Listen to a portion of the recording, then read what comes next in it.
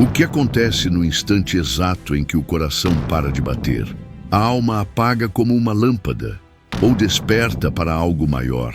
Será que tudo simplesmente termina? Ou algo invisível escapa e segue consciente? A maioria das pessoas vive sem pensar nisso, mas basta um quarto escuro, uma perda próxima ou um silêncio mais longo no meio da madrugada. E a pergunta retorna: o que acontece depois da morte? O corpo fica, mas será que a alma vai? Há quem diga que o fim é um vazio frio, outros que é uma travessia. Há quem fale em luz, outros em sombras, mas entre tantas versões, há uma verdade que não pode ser ignorada. Ninguém está isento de descobrir.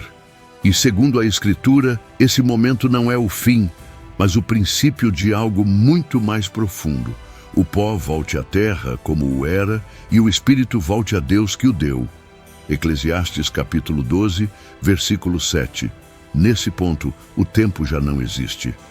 Tudo o que era urgente antes, trabalho, agenda, celular, aparência, se desfaz como fumaça. A consciência, no entanto, continua, mais viva do que nunca. A alma se vê fora do corpo. Alguns descrevem como se estivessem acima, vendo tudo de cima. Outros sentem um puxão suave, como se fossem sugados por uma presença maior. O corpo está ali, mas quem você é de verdade já não está mais preso a ele. E então, algo estranho acontece. Tudo o que foi escondido começa a surgir. Memórias, pensamentos, intenções, não como lembranças soltas, mas como peças que se encaixam num grande mosaico, a verdade da sua própria existência. Para alguns, é luz.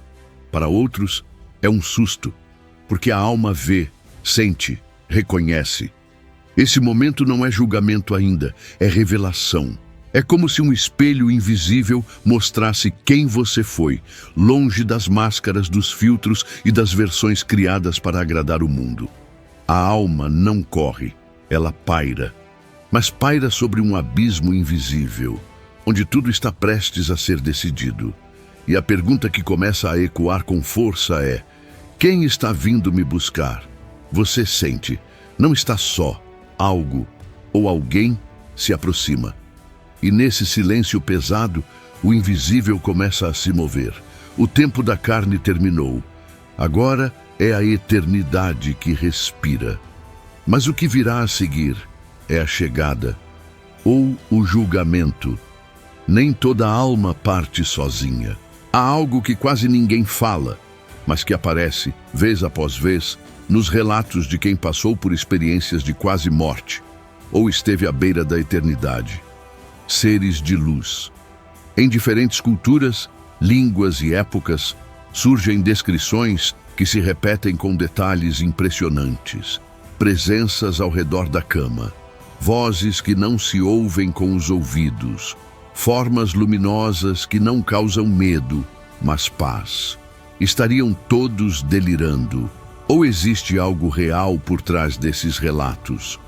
Segundo a Escritura, isso não é novidade. Jesus contou sobre um homem pobre chamado Lázaro que, ao morrer, foi levado por anjos até o seio de Abraão. Aconteceu morrer também um mendigo e foi levado pelos anjos ao seio de Abraão.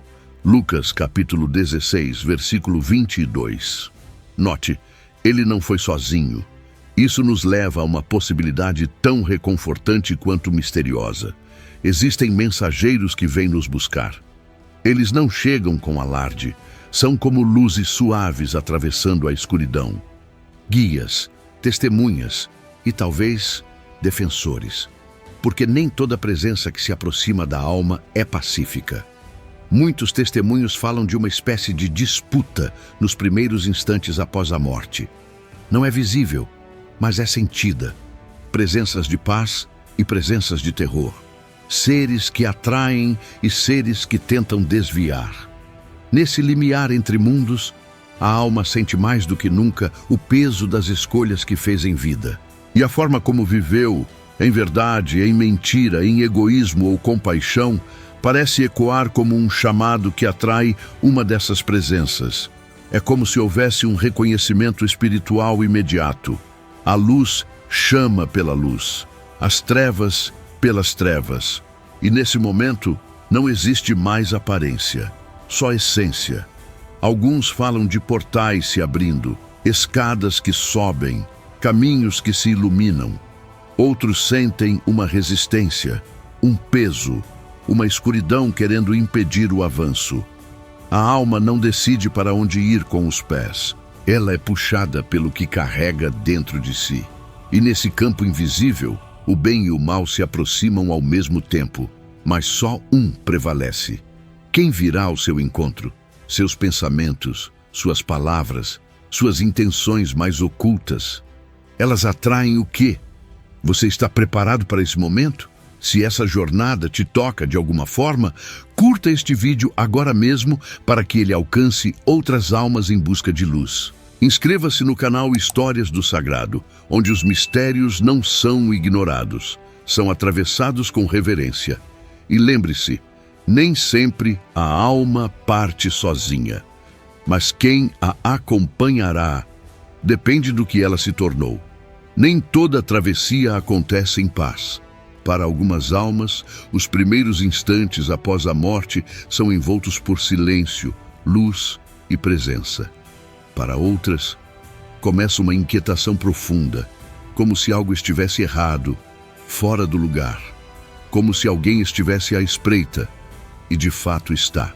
Há uma realidade que quase nunca é discutida, mas que paira sobre o limiar entre a vida e a morte, como uma sombra inevitável. O bem e o mal não desaparecem com o último suspiro. Eles se aproximam. Do mesmo modo que a luz atrai os seus, as trevas também se movem. Elas não precisam ser invocadas, bastam as escolhas. Escolhas repetidas, mantidas, cultivadas em silêncio. Às vezes por anos, às vezes por uma vida inteira. A alma, ao se ver liberta do corpo, entra num campo onde tudo é reconhecido, inclusive por aquilo que a ronda. Não se trata de castigo, mas de atração. O que se alimentou durante a vida continua presente após a morte. A alma exala o que carregou, verdade ou mentira, amor ou orgulho, humildade ou domínio, e assim começa o confronto. Nem sempre visível como um embate. Muitas vezes é uma luta silenciosa, uma tensão espiritual quase insuportável, um chamado para avançar e outro para recuar, um sussurro de luz e uma voz de acusação. Há quem sinta culpa, outros sentem vergonha, mas há também os que sentem apenas resistência, como se estivessem presos em algo que não conseguem nomear. É nesse momento que surgem os conflitos interiores. A alma lembra, não de cenas bonitas, mas de decisões, palavras que feriram, pactos feitos no escuro, desprezo pelo bem, orgulho não confessado. E tudo isso começa a pesar, não por julgamento externo, mas porque agora nada pode ser escondido. A alma sente o que se tornou. É nesse ponto que muitos dos relatos de experiências de quase morte falam sobre um ambiente hostil ou forças que tentavam impedir o avanço. Outros mencionam vultos, pressões, até gritos. Seriam alucinações ou reflexos espirituais de algo muito mais profundo. Na Bíblia, há uma expressão direta que aponta para esse momento. Sede sóbrios e vigilantes. O vosso adversário, o diabo, anda ao redor de vós como um leão que ruge, buscando a quem devorar. Na primeira carta de Pedro, capítulo 5, versículo 8.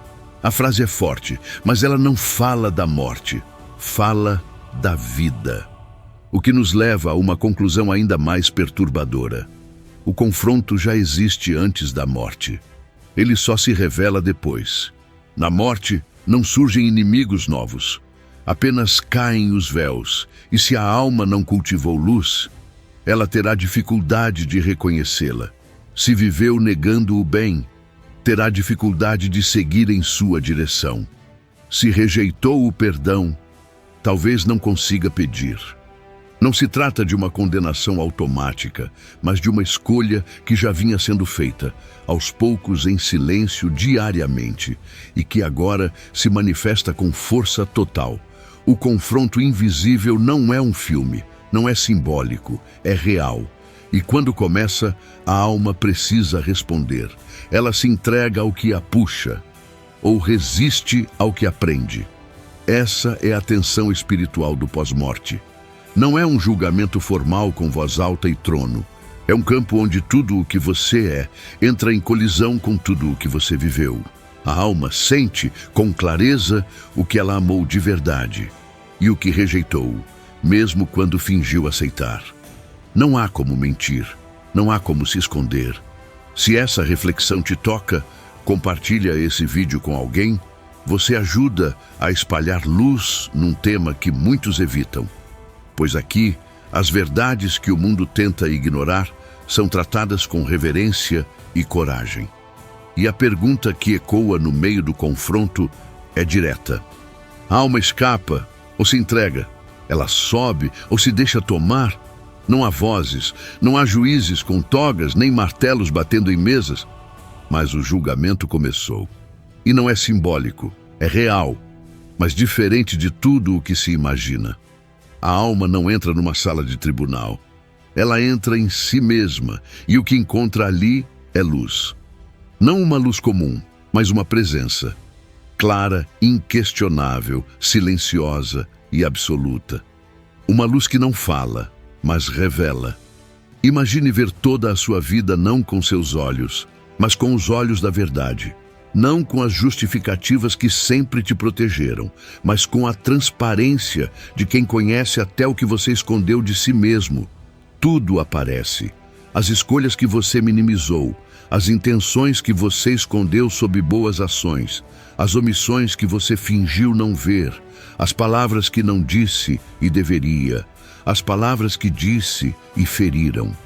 O julgamento particular não é um processo de condenação, é uma exposição. Como se tudo que você foi agora estivesse diante de uma luz tão pura que nada conseguisse se esconder. Alguns descrevem esse momento como um filme da vida. Mas é mais que isso. Não é apenas ver o que aconteceu. É sentir o efeito que você causou no mundo e nas pessoas.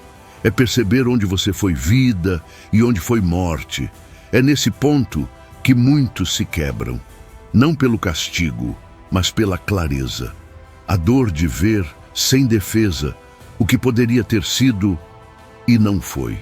A beleza que você recusou, o amor que você ignorou, o bem que estava ao alcance e foi deixado para depois. Esse depois agora não existe mais. A alma sente o peso do que construiu e do que destruiu. Sente como cada escolha reverberou nos outros, como ondas invisíveis. Nada ficou contido. Tudo tocou algo, alguém, em algum lugar. E não há negociação. Não há como convencer a luz. Ela não acusa, ela mostra. E o mais impressionante é que a alma não tenta fugir. Porque no fundo, ela sempre soube. Ela sabia. E agora reconhece. Para alguns, esse momento traz paz, ainda que com lágrimas, porque reconhecem falhas, mas também arrependimentos sinceros, gestos esquecidos de bondade, pequenos atos de misericórdia, fragmentos de luz que agora brilham com força. Para outros, esse mesmo instante é intolerável, porque tudo o que construíram foi imagem. Nada havia de verdadeiro. E quando a imagem cai, o que sobra? Na Escritura, esse momento está envolto em poucas palavras, mas de imenso peso. Ao homem está ordenado morrer uma só vez, vindo depois disso o juízo. Carta aos Hebreus, capítulo 9, versículo 27. Esse juízo não é espetáculo. É íntimo, pessoal, inevitável.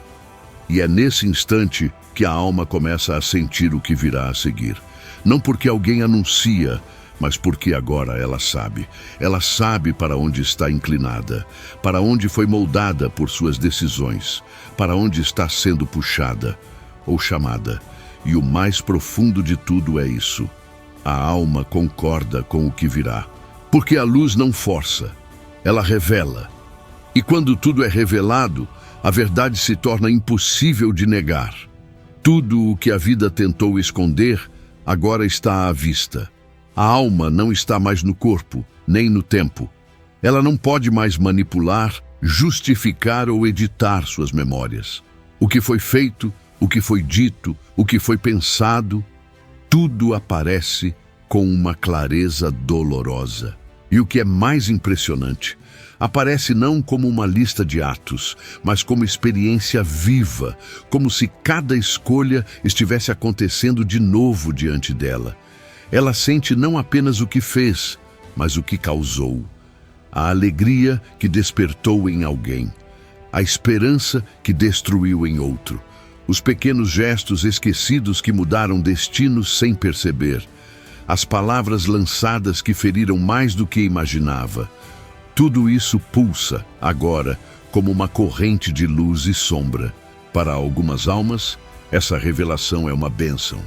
Veem que suas obras, mesmo simples e anônimas, foram sementes.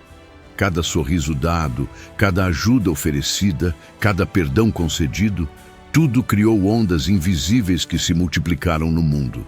E essas ondas agora voltam como um perfume. Para outras, é um peso esmagador. Descobrem que suas palavras foram correntes, que suas ações foram portas fechadas, que seus egoísmos geraram sofrimentos silenciosos. E essas ondas agora voltam como um eco de dor. Não há narrador, não há acusador.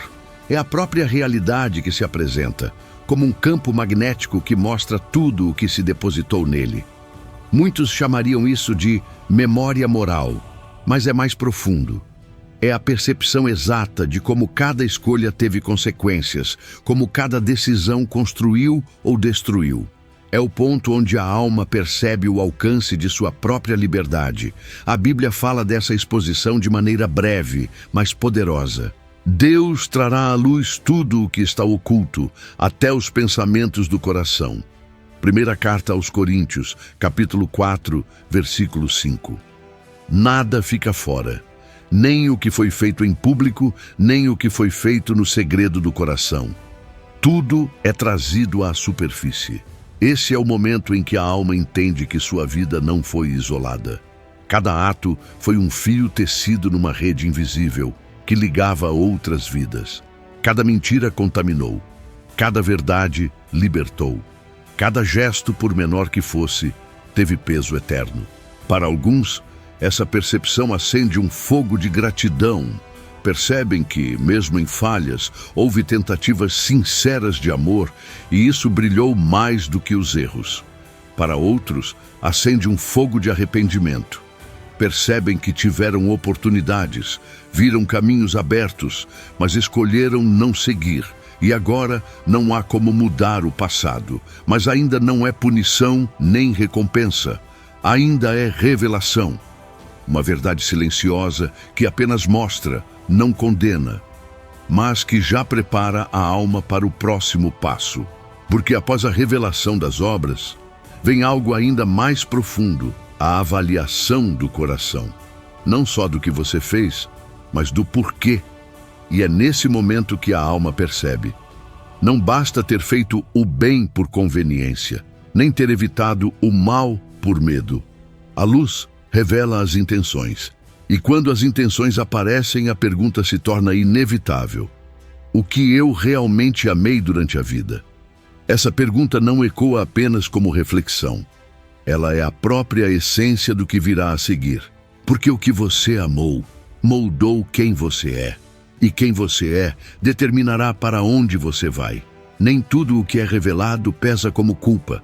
Algumas verdades, quando surgem, brilham como bálsamo.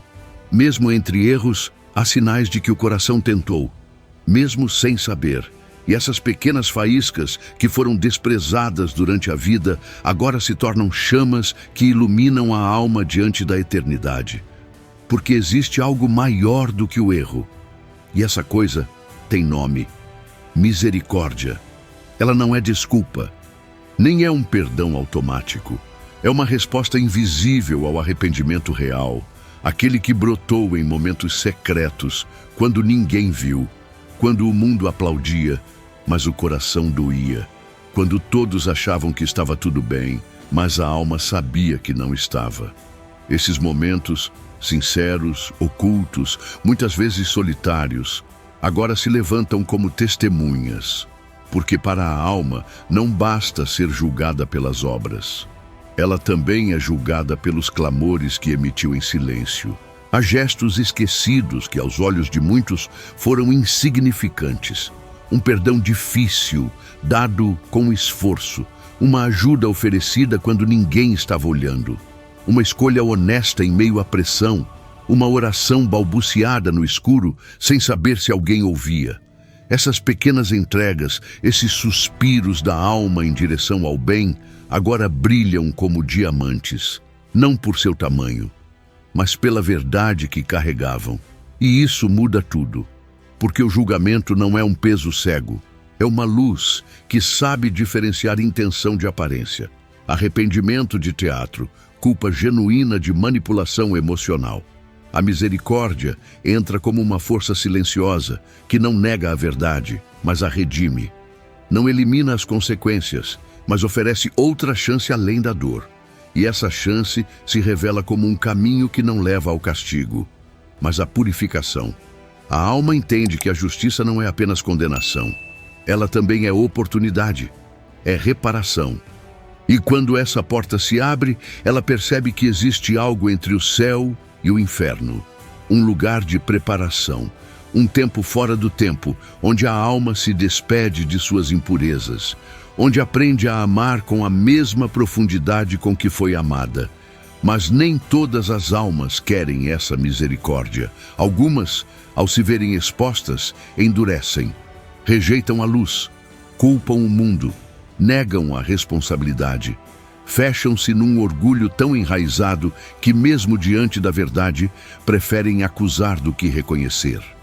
Para essas, a misericórdia não entra, não porque não foi oferecida, mas porque não foi acolhida. É nesse ponto que a separação começa a se formar. Não porque alguém impôs, mas porque a alma se posiciona. Ela mesma escolhe aceitar a luz ou recusá-la. E o que estava pendendo no equilíbrio agora se inclina para um lado. Na Escritura, há uma frase que resume esse momento: a misericórdia triunfa sobre o juízo. Carta de Tiago, capítulo 2, versículo 13. Mas para isso, é preciso permitir que ela triunfe. É preciso reconhecê-la e se deixar tocar por ela. Esse é o peso da misericórdia. Ela não cai como punição. Ela desce como convite, mas um convite que exige uma resposta. E essa resposta define os próximos passos. Até aqui, a alma viu suas obras, sentiu suas consequências, percebeu a misericórdia que lhe foi oferecida. Mas há um instante que é mais profundo que todos os anteriores. O momento em que ela vê a si mesma, não mais através dos filtros da memória, não mais pelas histórias que contou para justificar suas falhas, não mais pelos papéis que desempenhou no mundo. Agora, ela se vê tal como é. É um choque, porque no fundo, a vida inteira nós nos construímos como personagens. Criamos versões de nós mesmos para o trabalho, para a família, para a sociedade, para a religião. Trocamos máscaras, acreditamos nas máscaras e confundimos aparência com identidade. Mas no instante em que a luz da eternidade toca a alma, as máscaras caem. Não há nome, não há título, não há posição social, não há justificativa. Resta apenas aquilo que realmente existe. É aí que muitos experimentam, segundo relatos de quase morte, um misto de vergonha e libertação. Vergonha porque percebem que viveram mais para impressionar do que para amar. Libertação porque percebem que finalmente estão diante de algo que não pode ser enganado. Essa verdade não é uma acusação externa. Ela é a alma reconhecendo, sem defesa, a sua essência. Alguns descobrem uma beleza escondida. Percebem que, apesar das quedas, houve um esforço sincero por bondade, um desejo real de verdade, um amor que insistiu mesmo quando tudo era hostil. Essas centelhas brilham agora com força surpreendente e a alma se vê melhor do que imaginava. Outros descobrem um vazio. Percebem que fizeram coisas boas, mas por motivos egoístas. Que buscaram aplausos, poder, influência e não verdade. Que cultivaram rancores escondidos, alimentaram falsidades, mantiveram fachadas. E o vazio os assusta, porque não há mais onde se esconder. Esse momento é como olhar-se num espelho que mostra não só o rosto, mas o coração. Não só as ações, mas as motivações. Não só o que você fez, mas o porquê fez. A alma percebe com clareza o que eu realmente amei, o que me moveu, qual foi a verdade por trás dos meus gestos. Não há respostas prontas, há reconhecimento. E esse reconhecimento é decisivo, porque é ele que molda a disposição da alma para o que virá a seguir. Para alguns, esse instante é um convite a se entregar completamente, a aceitar que não são perfeitos, mas que desejam a luz. Para outros, é um convite que se transforma em recusa. Preferem manter-se no orgulho, mesmo diante da verdade. A Bíblia descreve essa exposição em palavras curtas, porém profundas. Tudo está nu e descoberto aos olhos daquele a quem devemos prestar contas. Carta aos Hebreus, capítulo 4, versículo 13. Não é ameaça, é constatação. E quando essa constatação se completa, a alma sabe que não pode mais voltar atrás. Ela está diante de uma escolha que não é feita com palavras, mas com ser. Ela não diz, eu aceito ou eu recuso. Ela é aceitação ou recusa. Ela é entrega ou resistência. É o ponto onde não há máscaras, apenas essência. Onde o que se é decide o que virá. Onde o interior finalmente se torna destino. E nesse silêncio absoluto, a alma espera. Não há relógio, não há pressa. Há apenas a verdade sobre si mesma. E a verdade pede resposta. Chega um momento em que o silêncio pesa mais do que qualquer palavra. A alma, já consciente de suas obras, de suas intenções e da verdade sobre si mesma, percebe que a decisão foi feita. Mas o mais estranho é isso. Não há anúncio, não há voz gritando, não há sentença proclamada. A alma simplesmente sabe. Sabe para onde está sendo atraída. Sabe se está subindo ou se está caindo. Sabe se está indo ao encontro da luz ou se afastando dela. E essa certeza não vem de fora. Ela vem de dentro, porque tudo já foi revelado. Tudo já foi posto à luz. E a alma, agora despida de ilusões, não se debate mais com as consequências. Ela as reconhece. Nesse ponto, não há mais escolha no sentido comum da palavra. A escolha já foi feita ao longo da vida, em cada gesto, cada pensamento, cada decisão pequena ou grande. Agora, o que acontece é a manifestação da escolha. Se a alma aprendeu a amar a verdade, ela corre para a luz, mesmo que sinta vergonha. Se a alma resistiu à verdade, ela se afasta, mesmo que diga que deseja o bem. Porque o desejo, neste plano, já não é só palavra, é realidade. A alma se entrega ao que amou. Se amou a luz, será consumida por ela. Se amou as sombras, será engolida por elas. E não há negociação. Não há como convencer a eternidade a mudar de ideia. O que a alma se tornou, agora a carrega. Para algumas, é como atravessar um véu de fogo que não queima, mas purifica. Elas sentem o peso do que não foi resolvido, o orgulho que restou, o apego que sobrou, e aceitam com humildade que ainda não estão prontas para ver a plenitude, mas desejam, e essa sede as leva para o tempo da espera, uma preparação além da morte. Outras percebem que nada nelas deseja essa luz, que sua essência inteira resiste, acusa, se recusa a aceitar qualquer olhar que não as coloque no centro. E assim se afastam, não são empurradas, são levadas pelo próprio peso, Porque a eternidade não impõe, ela revela, e o que é revelado, decide. Talvez a imagem mais exata disso seja aquela que Jesus falou sobre 2 caminhos. Entrai pela porta estreita, porque larga é a porta, e espaçoso o caminho que conduz à perdição, e muitos são os que entram por ela. Mas estreita é a porta, e apertado o caminho que conduz à vida, e poucos são os que a encontram. Evangelho de Mateus, capítulo 7, versículos 13 e 14. A alma agora percebe por qual caminho caminhou. Não porque alguém a julga, mas porque ela mesma reconhece os rastros deixados em cada passo. A decisão eterna não é uma punição ou um prêmio, é uma revelação. É a alma sendo conduzida para onde sempre esteve indo, para onde sempre pertenceu, para onde seu amor ou sua recusa de amar a levou. E quando isso acontece, não há retorno. A eternidade se abre e a alma entra. Nem toda alma que deseja a luz está pronta para vê-la por inteiro.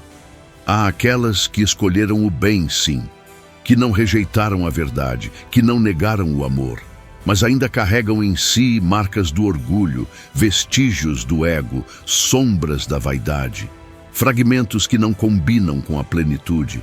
E diante da luz eterna, nada impuro pode permanecer, não porque ela expulsa, mas porque sua pureza absoluta consome tudo o que não é verdadeiro. E por isso existe um lugar de transição, um tempo sem relógio, um espaço fora do espaço, onde a alma é mergulhada numa purificação que não é castigo, mas misericórdia. É como passar pelo fogo, mas não um fogo que destrói, um fogo que liberta.